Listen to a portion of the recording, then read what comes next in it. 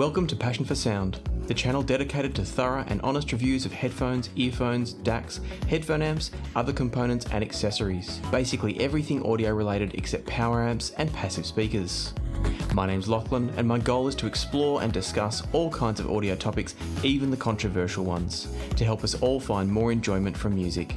Thanks for watching and enjoy the video. Hey folks, welcome to another Passion for Sound audio review. This review's been a very long time in the making because I've had the Pandas here, that's the drop Pandas, for a few months now.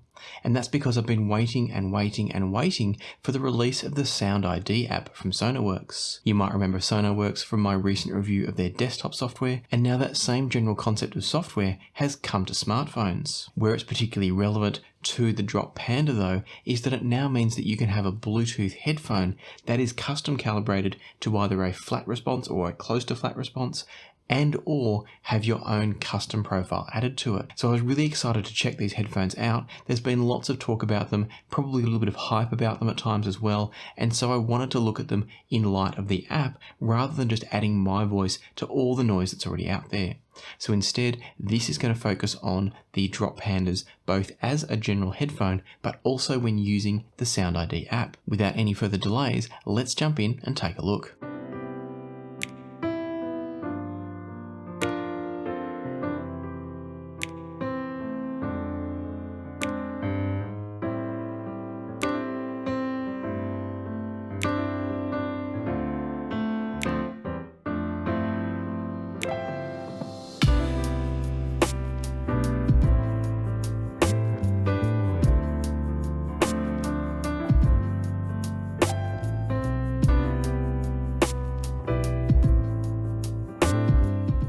The drop Pandas retail for $399 or about 515 Australian dollars. So they're up at the top end of Bluetooth headphones in terms of pricing. They don't have any active noise cancelling. So what you're paying for is really about the tuning and the audiophile approach that was taken to the Pandas. When I first got these, I was aware that there'd been a fair bit of hype. There was some marketing around that claimed them to be the best Bluetooth headset around, all those sorts of conversations, and honestly, I don't think they're that special. They, in their stock form, are a good, solid headphone, as I'll talk about soon, but I don't think they're miles ahead of anything else. They're comparable, I would say. As I'll talk about soon though, the addition of the SoundID app does change the game just a little bit. But before we get into that, let me introduce the Pandas for those of you that maybe haven't looked in any detail at them before. So these are a closed back Bluetooth headphone. They're beautifully made. They've got this really nice metal frame to them. They give you swiveling actions both that way and that way, so you can get a nice fit with them very, very easily. They've got beautiful plush leather pads here, a bit of weight but not too heavy, and they've got this nice silicone padding which is surprisingly comfortable even for long sessions. My first experience with silicone padding like this was on the original Neurophones that I still own and still love, and it seems to work really, really well as a skin contact material to prevent things getting uncomfortable. The Pandas are based on the old Oppo PM3 kind of foundation, if you like, meaning that they're a planar magnetic headphone, or they call it a planar ribbon headphone. So they're a planar headphone, closed back, but instead of being a passive headphone like the PM3s, they're now a wired and or Bluetooth headphone, meaning that they've got amplification built in. Not only that, but the amplification built in is using the THX technology for an extremely clean signal. I'm not necessarily a huge fan of THX in all situations. I've heard good implementations of it, I've heard not so good implementations of it. The THX AAA789 amp is a wonderful amp, but it is a little bit sterile and a little bit kind of flat in terms of its sense of depth and three-dimensionality. The SP200 from SMSL I really didn't like, but that may have been due to the volume pot. But then there's also really high-end equipment like the Benchmark HPA4 that I haven't yet had the pleasure to hear, where I've heard very good things from people that have listened to it. So the THX technology on its own doesn't instantly mean a good product. What it can mean is a very clean, well-measuring headphone amplifier, but that doesn't always translate to the most enjoyable sound. I say that not to suggest that the THX technology is good or bad in this situation, but just to flag that a single technology on its own is rarely a recipe for a perfect product. It's about the combination of all of the parts and how that produces the end result. While we're still talking design, let me just share a couple more things about the Panda. The bottom of the cups here, you've got two different connections. You've got a wired connection connection for a 3.5mm cable, and it does come with a 3.5 to 3.5. But there's also the option to add a microphone. So Drop released a microphone addition to this where you can take the microphone, plug it into the bottom of the Pandas, and it sits there like so. And obviously it's got a bendable arm so you can position it just right. Now I haven't done testing of the microphone, mostly because I don't like using closed backs for any kind of voice call. I don't like the sound of my own voice inside my head while I'm trying to talk. I find it quite distracting.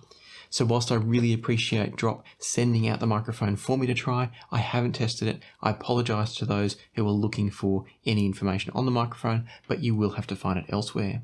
I don't do any gaming these days, and I don't, as I said before, like using closed headphones for video calls and the like. What's nice though is that you can use a fantastic closed back headphone with a microphone like this, but also detach this very easily by just unplugging it when it's not in use. Coming back to the headphones now, on the other side of the headphones, on the other cup, we've got a USB-C connector, which is obviously for charging, but also allows you to connect these by wire to a computer and use the audio direct through the USB connection. So like many of the Bluetooth headphones on the market now, these are really a multifunctional device. They're a wired headphone, they're a USB kind of DAC amplifier headphone combo, but then of course they're also a Bluetooth headphone. Finally, while we're talking about design, also on the same cup as the USB-C socket, you'll find a little joystick here. So this is your control mechanism. There's no touch surfaces on the outside of the headphone. It's all done through the joystick. So the joystick can press in and it can also move in 4 directions, up, down, left and right.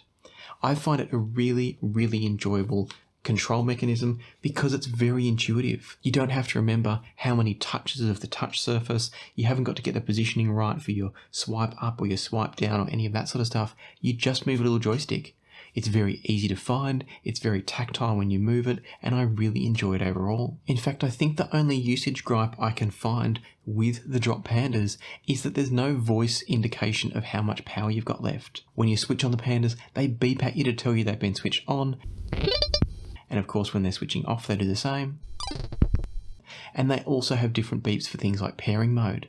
But there's no voice indication that says battery 60% or anything like that, so you're kind of running a bit blind. On the flip side, the battery life is excellent and I've had no issues with these, charging them once every couple of weeks, and I use them most nights to listen to an audiobook before I go to sleep. So they've given me really good life. I also use them quite a bit if I want some music on in the background while I'm filming B-roll for the channel, so they've gotten lots of use as both an audiobook headphone and a music listening headphone. I've taken them to the cafe when I've done some work for my clients in the cafe. So lots and lots of different use cases and very, very long battery life across all of those situations, with me only charging them once every few weeks. So in terms of design, functionality, usage, the Pandas are an absolute hit for me.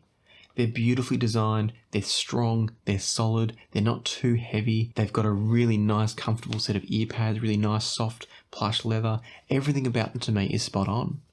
The carry case is a bit so-so, it's a fairly lightweight case, very basic, but it does the job, and it's got a space in here where you can store the USB cable and the 3.5mm cable should you need to carry it around with you. So I think in that sense, there's nothing left wanting from the Pandas in terms of their design, their features and their functionality. Which means it all comes down then to sound quality. Before I get into sound quality in terms of the sound signature and things I like and don't like about the sound, there is one little issue I want to mention. As I mentioned before, I often use these to listen to an audiobook before I go to sleep at night. And in that sort of quiet situation, there's a fair bit of background noise in the Pandas. I'm not sure exactly what's causing the noise. It's an electronic kind of buzzing sort of noise that comes and goes, like it's data being transferred, maybe through the Bluetooth. I'm not entirely sure, but it's very, very evident. Once the audiobook kicks in, I don't tend to notice it very much, and certainly with music listening, I don't notice it at all. But if you're using these in quiet situations, it is something to be aware of if you're using them in Bluetooth mode.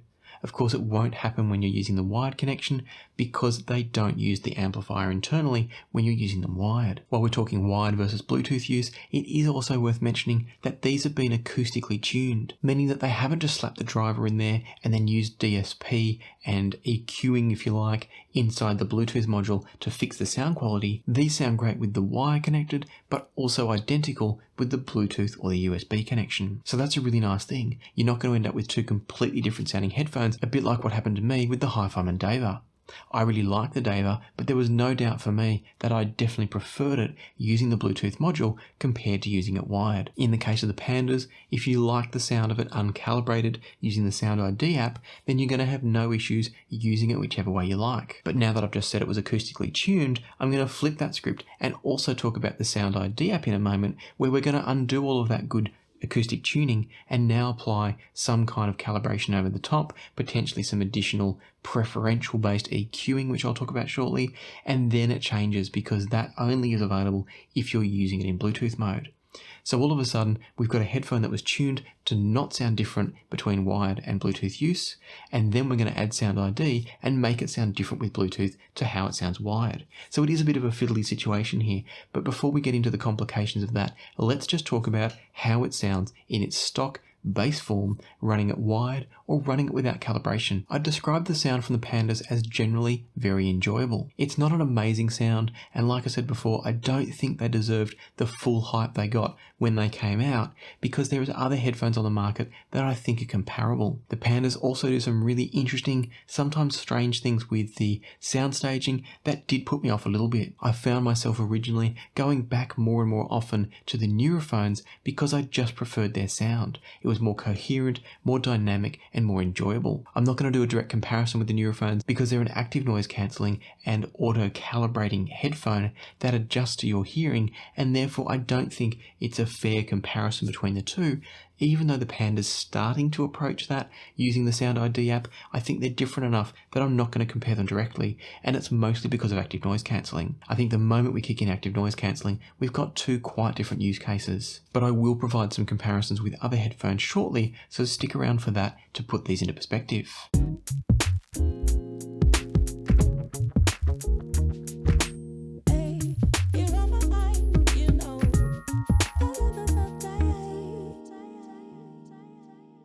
Continuing on with sound quality though, I've already mentioned that these do some interesting things with soundstage. What I mean by that, and what drew me away from listening to them a little bit early on, was that it's almost like most of the soundstage is out in front of you, not too deep, but a little bit out in front of you and off to the sides a bit. And then every now and again, there'll be one or two instruments or sounds, and it's like they're in a completely different room off to the side. It somehow separates certain sounds right out to the side, and it completely destroys the coherency of the music. Now, that doesn't make it completely unenjoyable to listen to, but it does make it distracting. Overall, I'd say in their stock form, uncalibrated or using them wired, the sound staging is good. It's got good width, not huge depth, but it is off-putting when you occasionally get these sounds that throw way too wide compared to everything else. Other than that, the sound from the Pandas is really solid, especially for closed back. They've got some slightly funky tonality in the upper mids that I don't necessarily love, but at the same time, once you adapt to it and adjust to it, the overall sound is very, very good. They remind me a huge amount of the original PM3s, which were a headphone that I liked. I thought they were okay, but I never really loved them. I never wanted to own a pair, and very much with the Pandas I'd say the same. In their stock form, I like them. They're solid. They're great to use from the ergonomics and that usability point of view with the joystick, but I would have been very comfortable had I never had a pair in my possession. So that's where they sit in their non-calibrated and or their wired state. But as I've already alluded to, things get very, very different when you apply the SoundID app. Now, I should flag that I had some huge issues getting the SoundID app to connect to the Pandas initially. I had to fiddle around a lot. I had to unpair the headphones, repair the headphones, try again. And I'm putting it down to the fact that there may have been, when I was switching on the Pandas, there may have been apps within my phone that were trying to take hold of the Panda for usage, whilst the SoundID app was also trying to get access to do its thing. So I think that's what's going on, but either way, it was a real hassle to get set up. Once I got it set up though, things were fairly straightforward. What the SoundID app does is it asks you to select which headphone you're pairing, so of course I selected the Drop plus THX Pandas, and then it starts off by applying a calibration to what it knows the Pandas are going to sound like. Unfortunately, I haven't been able to measure exactly what the post-calibration setup looks like because I couldn't get a Bluetooth connection to the Pandas that would work with my measurement software. So unfortunately I can't show you graphs, but what I can tell you is it immediately fixed some of that upper mid-range funkiness that I talked about before and generally made the Pandas a better sounding headphone. It means they're a little bit less fun potentially after calibration because it does make them more neutral. And as I've talked about recently in my Sennheiser HD560S review, reference is not always fun.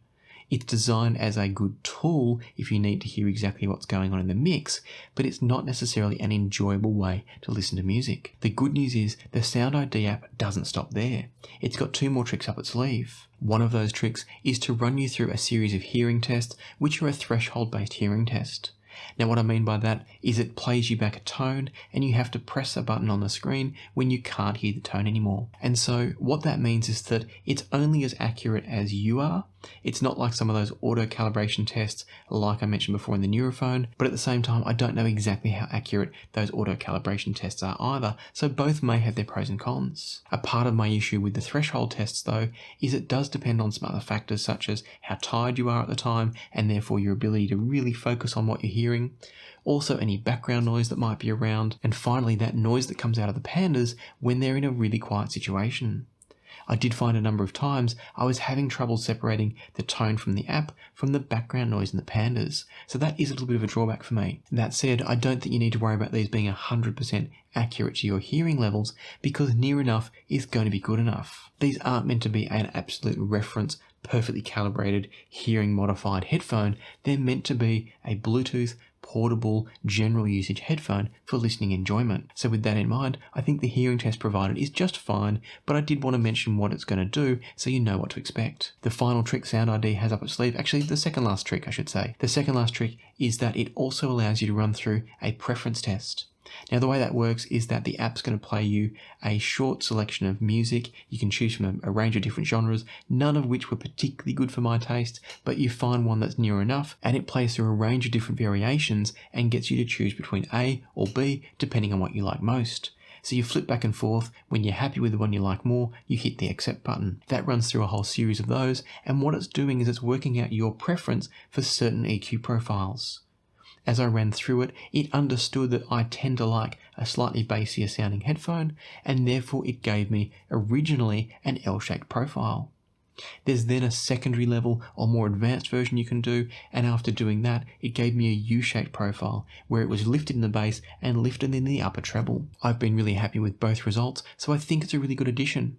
The good news is you can turn it off, you can not have it at all if you want to. The final choice you have, or the final trick as I was talking about before, is that you can also make a custom profile if you like. It's a bit fiddly to get there. You've got to touch on all of the pattern section at the top of the app, which is not clear and not evident when you first look at it. But if you touch on that, you can actually go through and design your very own custom EQ curve and set up the headphone exactly how you like. So I like the fact you've got that versatility. It would be nice if it was a bit more transparent within the app, but at the same time, it is there, you can get to it, and I like the fact that it's an option. Once you're all set up with all your calibrations done, your hearing tests done, your preference checks done, you get a headphone that I think is incredibly enjoyable. I am absolutely loving listening to the Pandas now. They're my first choice every single time I want a Bluetooth headphone. I'm bypassing the Neurophones, I'm bypassing a lot of my earbuds, and I'm going straight to the Pandas. To me, the SoundID app has unlocked what can be the perfect set of headphones. They're ergonomically fantastic, they're comfortable, they're compact, they're rugged, they're well built, and once you've got some sort of personalization applied, they sound exactly the way you want them to sound, and that's just magic.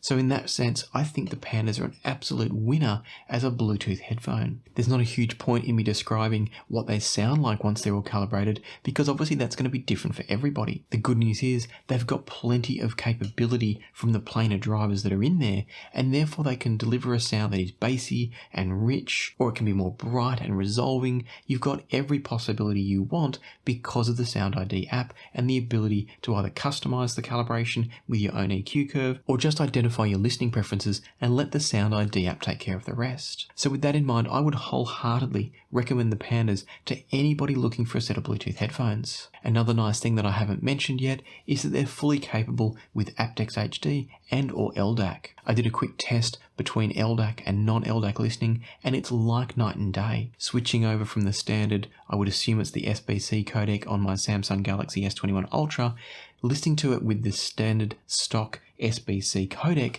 the Pandas sound great. They sound really good, really enjoyable.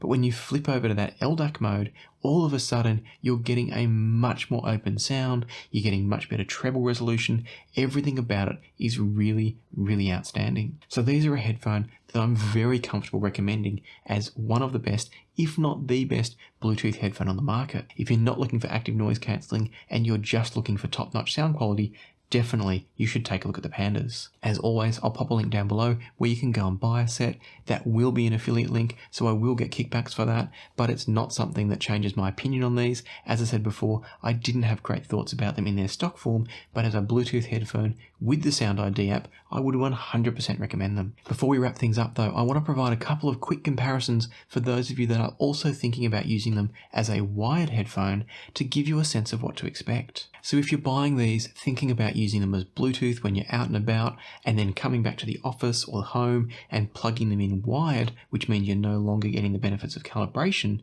then it's worth knowing how they compare to other headphones you might consider. I've got a cheaper option and I've got a same priced option. So first up, let's talk about the Meze 99 Neos. I personally prefer the 99 Neos over the 99 Classics because of the treble quality between the two. Having said that, the 99 Neos aren't to everybody's taste. They do have quite thick, rich bass, and not everyone's going to love that. The Neos retail for $199, making them a full $200 cheaper than the Panda. And so the reason I'm raising these as a potential comparison is not because they're comparable in price, but because if you had a set of 99 Neos, for example, and you were thinking about maybe replacing them with the Pandas as both a Bluetooth and a wired headphone, then all of a sudden you might be interested to know how they're going to differ. What I can tell you about them is that the 99 Neos, as you would expect if you already know them or from what I've just said, they're a much bassier and slower sounding headphone compared to the Pandas in their stock, or in this case cabled form. The 99 Neos produce a slightly better sense of space in the soundstage, but at the same time the Pandas are much more resolving and technically the superior headphone. The sound of the Neos can be tamed a little bit with different pads. I've currently got the Yaxi MSR7 comfort pads on here, and it definitely helps with the bass. But even when taming the bass slightly on the Neos, you can still hear that the Pandas are technically superior. So if you're happy to give up some extra bass and you want a technically better headphone that's more resolving, more accurate to source, and is generally going to deliver a snappier, cleaner sound, then the Pandas are definitely a good choice. But it's a vast departure from what you'd be listening to with the 99 Neos as they are. To put that in perspective, I listened to a few tracks, one of which was Evil Walks by AC/DC. On that track, what I found was that the Panda could get just a little bit splashy on the cymbals and therefore got a little bit fatiguing because of that slightly funky upper mid-range and generally being a less warm headphone compared to the Neos. On the flip side, the Neos were lots and lots of fun, but technically couldn't keep up with the detail and resolution that the Pandas offered. So if you were looking at the Pandas to replace the Neos in your desktop or home wired system as a closed-back headphone, I do think you need to go into it knowing that they're a much leaner, drier sounding headphone that's technically superior but probably not as fun. Of course, if you're using them Bluetooth, once they're calibrated, they can be easily as much fun and still technically better than the 99 Neos. So they're definitely worth the money if you're looking at them in that sense, but it's worth recognizing that they're not going to replace the Neos as a fun, easy to listen to, warm, closed back headphone. The good news is, if you've already got the Neos, you can always buy the Pandas as an addition and have two different colors of closed back headphone and also the Bluetooth prowess of the Pandas. So putting that aside, let's talk about my next comparison. I mentioned the Audeze LCD1 headphones in my recent HD560S review, and I absolutely love these. I love the look, the feel, the lightness, everything about them I really, really enjoy. So these are an open back, planar magnetic, wired headphone. So there's no Bluetooth or anything here, but at $399, they're a direct competitor to the Pandas. We've got, as you can see, fairly similar sizes of headphones, both in terms of the cup sitting over your ear, but also the general profile and dimensions. They're both fairly compact, they can be transportable, so they're very, very comparable in a lot of ways, with the biggest difference being that you've got a closed back Bluetooth headphone or you've got a pure wired headphone with an open back. So if you were looking for a compact planar magnetic, these could easily both be on your radar. Comparing the two of them in wired setup, of course, because that's the only way to be kind of really fair and level playing field with these two, in wired setup, the LCD ones are more referent and more neutral compared to the Pandas. Neither are entirely reference, but the LCD ones come closer. That does make the LCD ones a slightly drier sound and with a little bit less bass. Now they're warmer than something like the HD560S, but they're not as punchy as something like the Panda in its stock form. What that allows though is that the LCD one has a greater sense of width in the soundstage and slightly better separation of individual sounds. For me, I found that the LCD one and the Panda are probably technically comparable. I think resolution, detail retrieval, general performance, I find them essentially the same, but different. And what I mean by that is I think they're both performing at about the same level, but they have sonic differences based on their tuning, the fact that one is open and one is closed. Those sorts of things is what's changing their sound characteristics. But I think in terms of overall performance and technicalities, they're both right on par. For me, where the Pandas win is obviously their ability to be a Bluetooth headphone as well, whereas where the LCDs win out is that they are a little bit more of a reference sound when using them wired. The Panda is probably slightly more enjoyable in stock form because it is a bit warmer and a bit punchier, but as I said before, the LCD one being a bit more reference may have its own benefits if you're using it for multiple purposes such as mixing, producing, listening to content that you want to sound accurate. I think the LCD one's slightly better. So they both have their own use cases, and I can see certain people suiting the LCD one and certain people choosing the Pandas instead.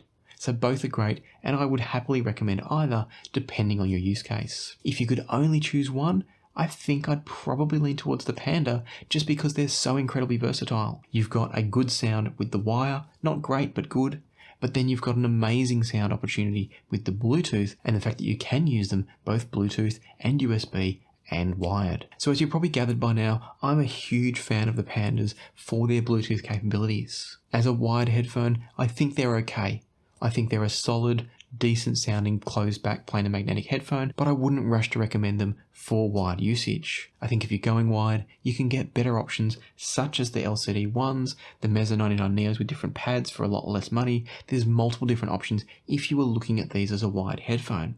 But realistically, you're probably not watching the review thinking about them as a wired headphone, and therefore let's talk again about the Bluetooth and say that the Bluetooth performance of these with the SoundID app and the calibrations applied is absolutely fantastic. I think it's a game changer of an app. I'm so glad that I've had the opportunity to try these with the app and not made my mind up on them until after that was released. So if you're in the market for a Bluetooth headphone, you're looking for the best sounding closed back Bluetooth headphone you can find, then look no further than the Drop Pandas.